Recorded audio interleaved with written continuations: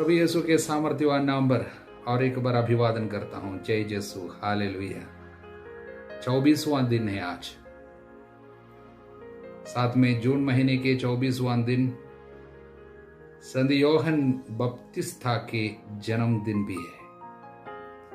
इस दिन की शुभकामनाएं और आशीर्वाद आप सभी लोगों को अदा करता हूं और प्रार्थना करता हूं यूहन्ना बपतिस्ता की विशेष मध्यस्थता द्वारा प्रभु यीशु की कृपा और आशीर्वाद और प्रभु यीशु के वचनों को दूसरों तक पहुंचाने के लिए उत्साह,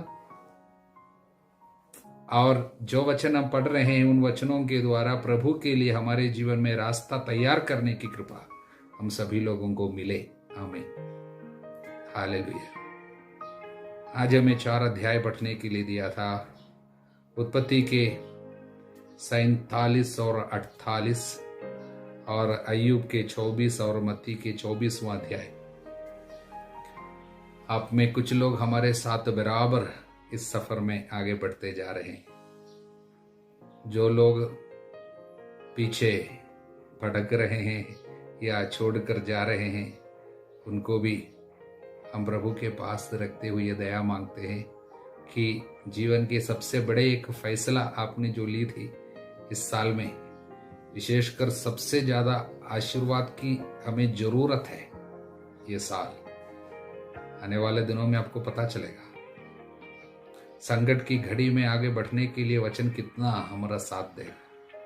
इसलिए एक बड़ा फैसला है हमने जो लिया, इसको पूरा करने के लिए आपको कृपा भी मिले, क्योंकि शत्रु बहुत ज्यादा तकलीफ देगा और आपको गिरा देगा, क्योंकि वचन साथ है। शैतान के कार्य, शत्रु के कार्य हम पर नहीं चलेगा। प्रभु हमारे साथ साथ चल रहे हैं जब हम वचन पढ़कर जाते हैं। हालेलुया। हम देखते हैं इस उत्पत्ति के ये 2 अध्याय में, इसके पहले हम देखते हैं 70 लोग कनान देश से मिस्र देश में पहुंच गया, याकूब के बच्चे और उनके परिवार। अगले 430 साल ये लोग मिस्र देश में रहेंगे। प्रभु किस तरह अपने लोगों का देखभाल कर रहे हैं, विपत्ति के समय में साथ दे रहे हैं, ये सारी बातें हम देख रहे हैं। प्रभु के राह, प्रभु का रास्ता, प्रभु के कार्य करने की तरीका बहुत ही अजूबा है, हमारे सोच के परे। जितना ज्यादा हम उसके विषय में सुनते हैं उतना हमारा विश्वास बढ़ते हैं। वो विश्वास पे प्रभु का कार्य हम पर सार्थक होते हैं। इसलिए आइए और कुछ बातें हम समझेंगे प्रभु के बारे में। हालेलुया। उत्पत्ति के इस 48वां अध्याय के 11वें वचन से हम शुरू करते हैं। इज़राइल ने यूसुफ से कहा, कौन है इज़राइल? याकूब। याकूब ने यूसुफ से कहा, अपने बेटे से कहा, मुझे आशा नहीं थी कि मैं तुम्हें फिर देख पाऊंगा, परंतु ईश्वर की कृपा से मैं तुम्हारे बाल बच्चों को भी देख रहा हूं। हालेलुया। कितनी सुंदर बात है इस वचन को जानने से, कितना ताकत हमको मिलते हैं। याकूब बोलता है, मुझे कभी उम्मीद नहीं थी मैं आपको देख पाऊंगा, किंतु प्रभु ने मुझे ना केवल आपको, आपके बच्चों को भी देखने की कृपा दी है।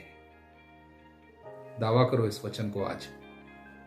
ऐसा कई चीजें जो आपने कभी सोचा नहीं था आपके लिए होगा। काफी चीजें हैं जिसके विषय में आप सोचता है ये तो कभी होने वाला नहीं है मेरे जीवन में। किसी के बारे में आप सोचता होगा वो तो कभी सुधरेगा नहीं, मेरे पति, शायद पत्नी, या आपके संतान, या माता पिता, या भाई बहन, किसी के बारे में बहुत दुख है आपको। आप सोचते हैं कि ये कभी नहीं सुधरेगा, ऐसा कभी संभव नहीं होगा, शायद हम इनको अच्छा खासा देख पावे। शायद कुछ बीमारी के बारे में, या शायद कुछ बुरी आदत है आपके जीवन में जिसके चलते आप निराश हो गया होगा, आपकी उम्मीद खो दिया होगा आपने।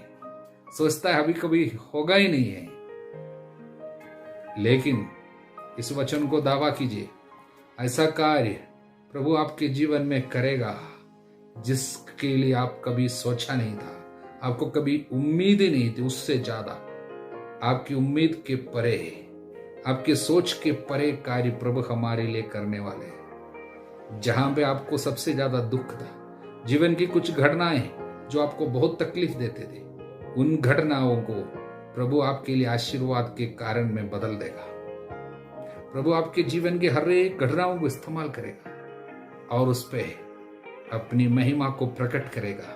विश्वास कीजिए और ईश्वर की महिमा को देखिए। विश्वास करने वालों के लिए कुछ भी असंभव नहीं है। प्रभु के लिए सब कुछ संभव है और विश्वास करने वालों के लिए भी बाइबल कहता है, यदि तुम विश्वास करोगे प्रभु की महिमा देखोगे। हालेलुया।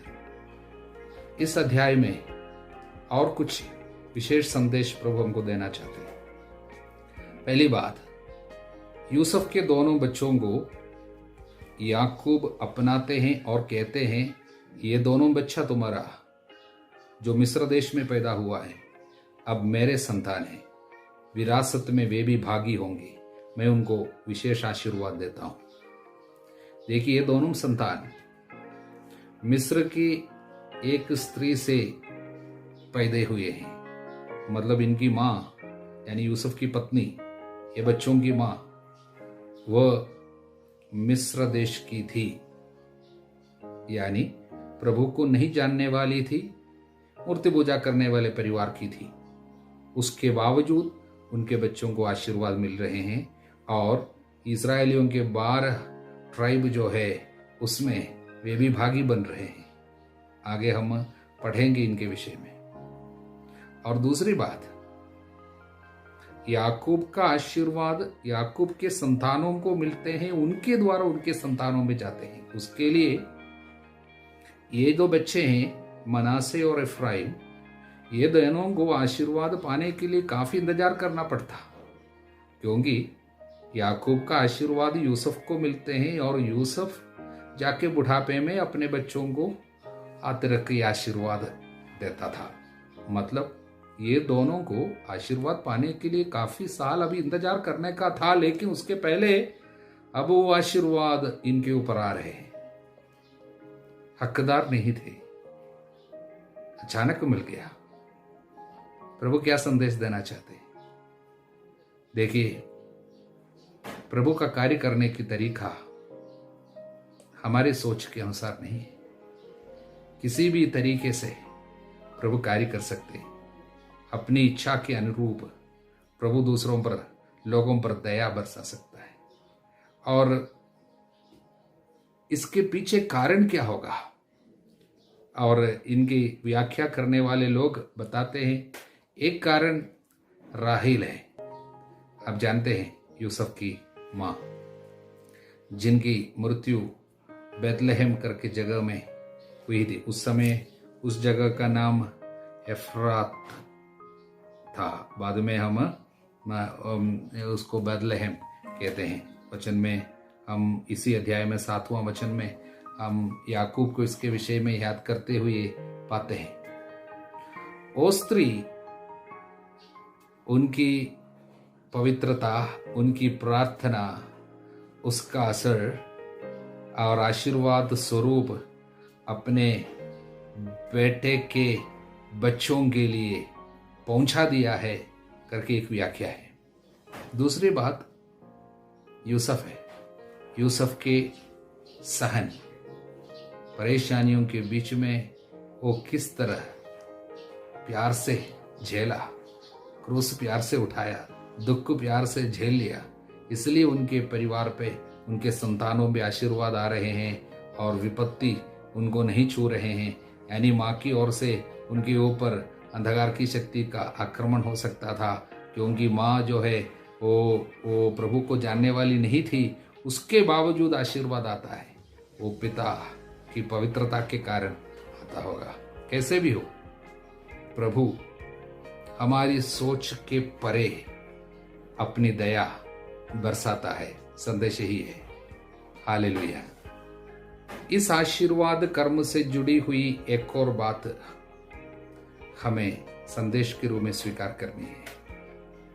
वो याकूब के पास जब अपने दोनों बेटों को यूसुफ ने लाया, यूसुफ ने सोचा मेरे बड़े बेटे को ज्यादा आशीर्वाद और छोटे को छोटा आशीर्वाद, क्योंकि इस्राएलियों के नियम के अनुसार बड़े बेटे के ऊपर दाया हाथ रखकर पिता आशीर्वाद देते हैं। इसलिए अपने पिता याकूब से इसकी एक सोच, मतलब यूसुफ की सोच यही थी, पापा अपना दाहिना हाथ मेरे बड़े बेटा मनासे पे रखेगा और उसका बाएं हाथ मेरे छोटे वाले पे रखेगा।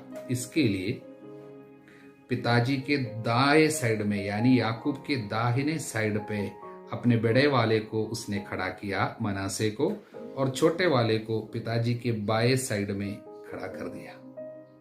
हालेलुया। लेकिन आशीर्वाद देने के लिए जब हाथ उठाया याकूब ने अचानक क्या किया, अपने दाएं हाथ अपने बाएं तरफ को लेके आया और अपने बाएं हाथ अपने दाहिने तरफ लेके आया और छोटे वाले बेटे पे उनका दाहिना हाथ बिट रखा और बड़े वाले बेटे पे अपना बाएं हाथ रखा और आशीर्वाद की प्रार्थना पढ़ी। हालेलुया। तब यूसुफ हैरान हो गया।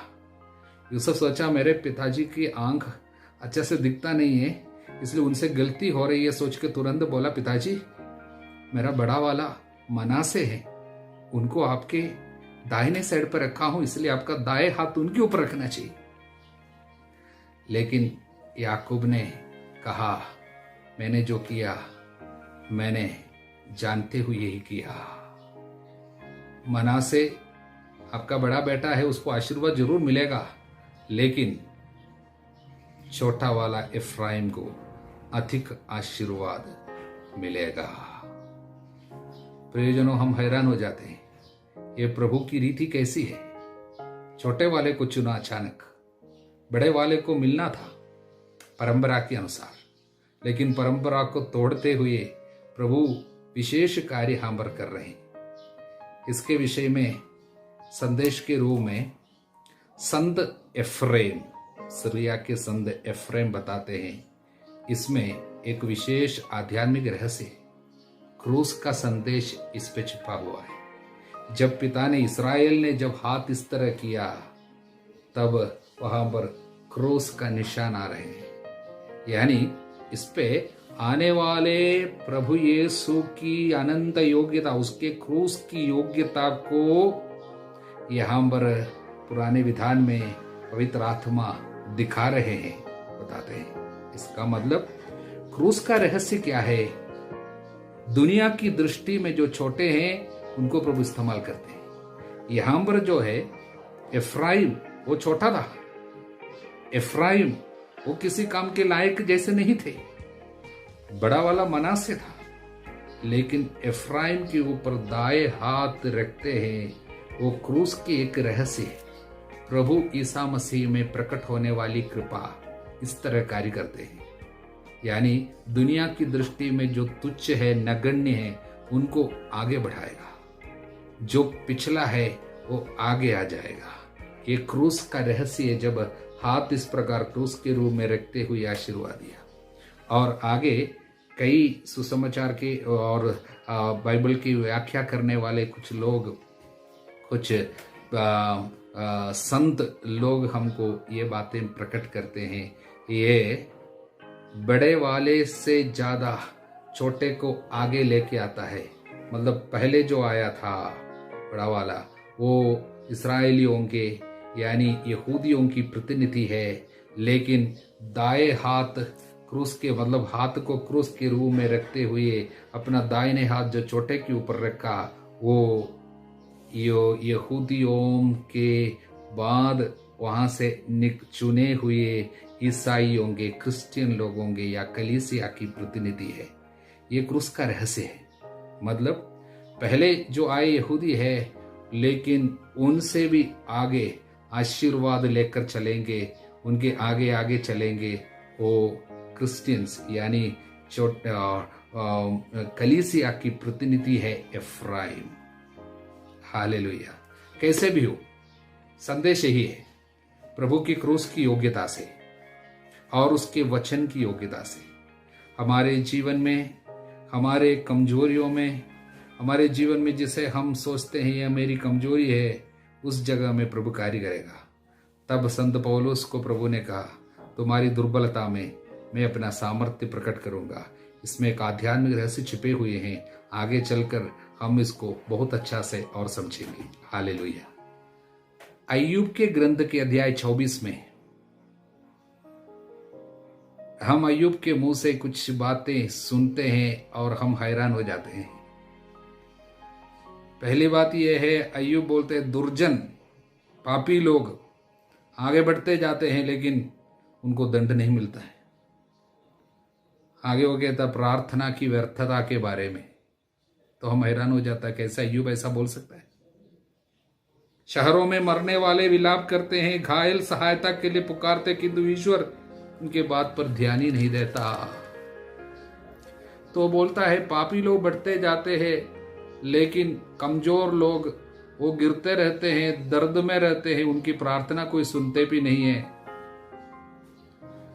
इसको समझना हो प्रियजनों, उस व्यक्ति यानी हमारे ही तरह एक व्यक्ति अय्यूब, जिनके ऊपर इतनी बड़ी विपत्ति हो रही है जबकि उसने कोई पाप नहीं किया था, लोग पूरा उन पर दोष लगाते हैं, उनके दोस्त मित्र, और इनकी प्रार्थना का उत्तर सुनवाई नहीं होती है।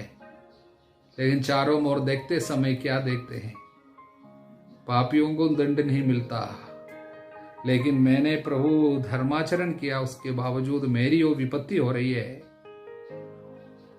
और हमारी तंगी हालत में हमारी प्रार्थना को उत्तर नहीं मिलते हैं, इसलिए अपने हृदय की पीड़ा पे कराहते हुए ये बोल उठता है, ऐसी बातें हो रही है। लेकिन ध्यान से सुनना, इस पे निराशा का शब्द नहीं है। कभी वो ईश्वर को नहीं ठुकराता है।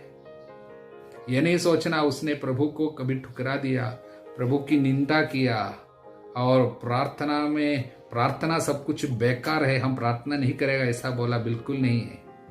हृदय की पीड़ा में वो ये प्रकट करता है दुनिया में ऐसी चीजें होती है, ऐसा हो रही है, लेकिन मैं विश्वास नहीं त्याग रहा हूं, ना प्रार्थना छोड़ रहा हूं। देखिए आगे हम पढ़ते हैं, देखिए फिर भी ईश्वर उसे सुरक्षा में रहने देता है, यानी किसको, पापियों को सुरक्षा में रहने दे रहा है, वो भी प्रभु का कार्य।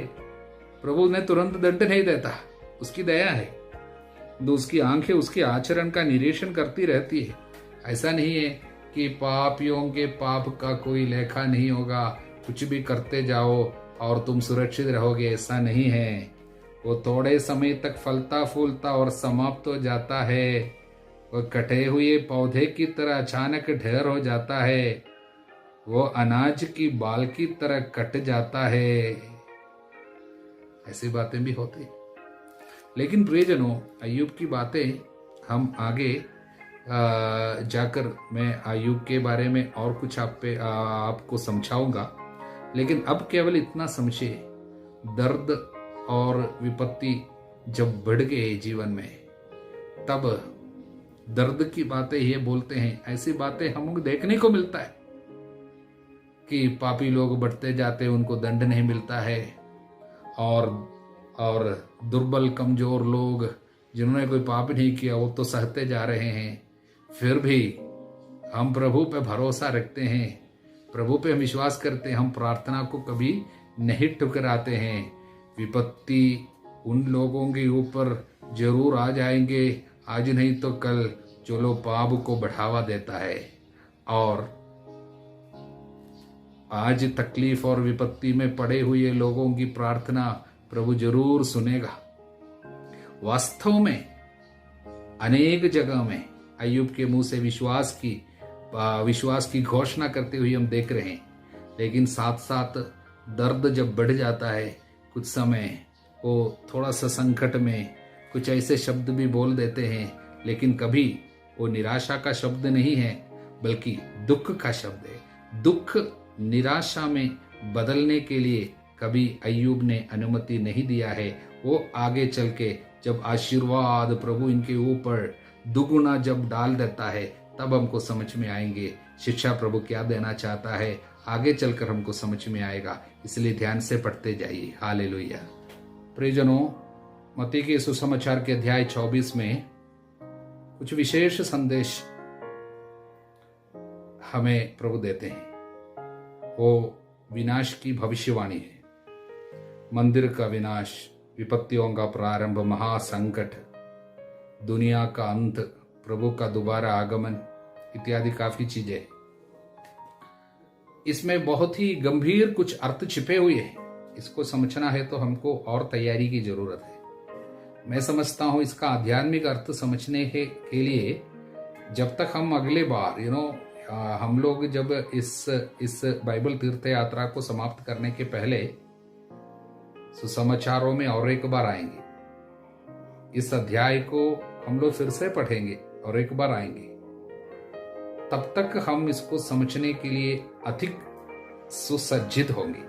क्योंकि पुराने विधान पूरा तब तक, विशेषकर नबियों के ग्रंथों में आने वाली विपत्तियों का विवरण जो भविष्यवाणी की गई है, आज प्रभु दानिएल के बारे में कहते हैं। दानिएल के पुस्तक पे जो लिखा गया, उजाड़ का वो भीभत्स दृश्य आप मंदिर पे देखेंगे, मंदिर में वो उजाड़ का भीभत्स दृश्य देखेंगे, तब समझ लो वो समय आ गया।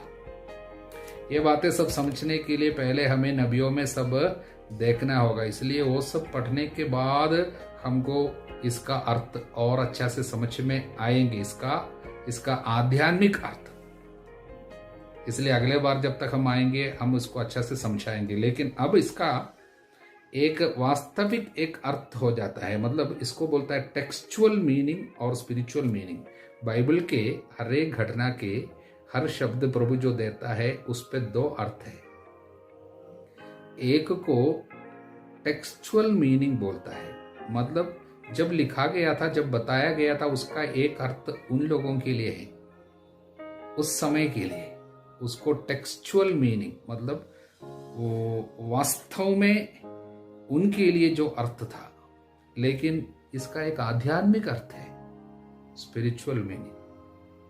वो जब हम आज पढ़ेंगे हमारे लिए एक अर्थ है, वो वास्तविक अर्थ और आध्यात्मिक अर्थ। हालेलुया।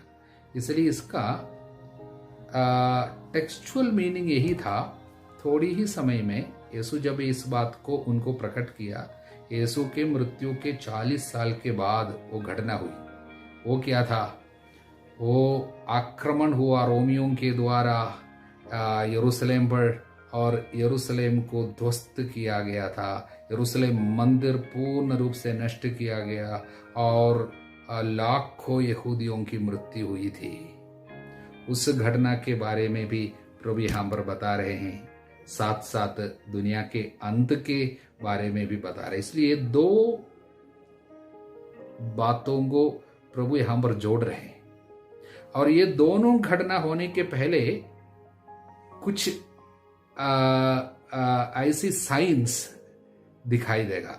मतलब उदाहरण के लिए युद्धों की चर्चा होगी, राष्ट्र राष्ट्र के विरुद्ध उठ खड़े होंगे, जहां तहां अकाल होंगे, महामारी होंगे, भूकंप होंगे, और विश्वास अनेक लोगों का नष्ट होगा और विश्वासियों के ऊपर आक्रमण होगा, और पाप बढ़ जाने के कारण अनेक लोगों के प्रेम भाव घट जाएगा, प्यार करने की क्षमता कम होगी। ये सब हो रहे हैं।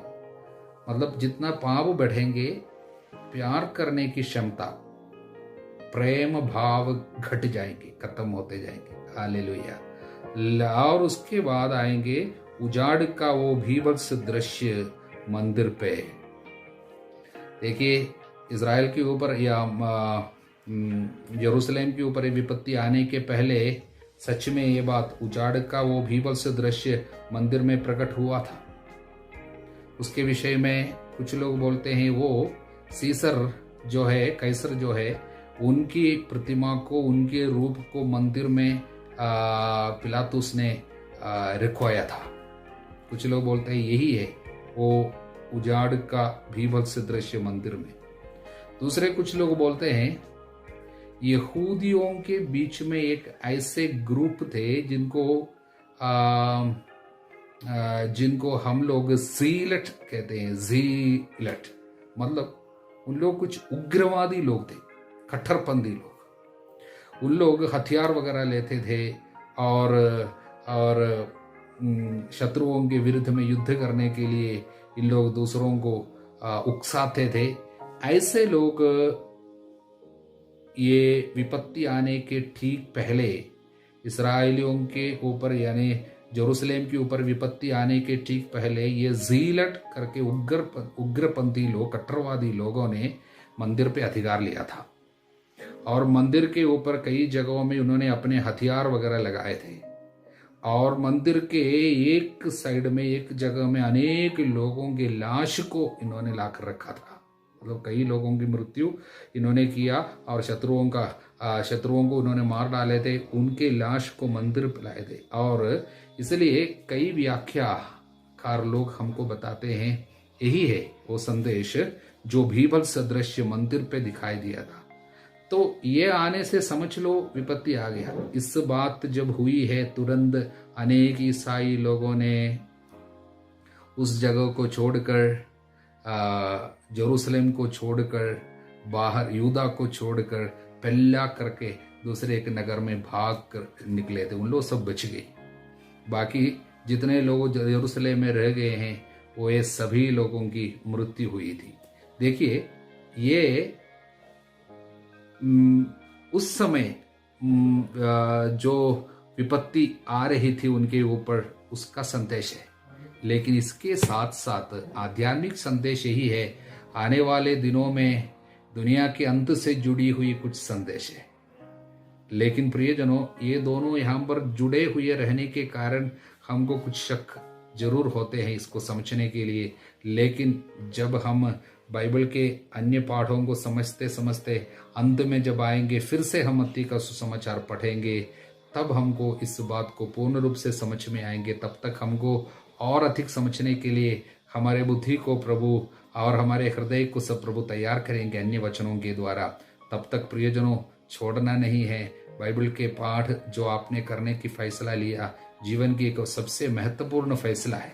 इसको आप पूरा करेंगे, इसमें आप जारी रहेंगे और अंत तक रहेंगे, आपकी जीवन बदलेगा और आप समझेंगे मैंने जीवन का सबसे अच्छा फैसला लिया था ये वचन पढ़ते हुए। ऐसा कार्य हमारे जीवन में प्रकट होने जा रहे हैं।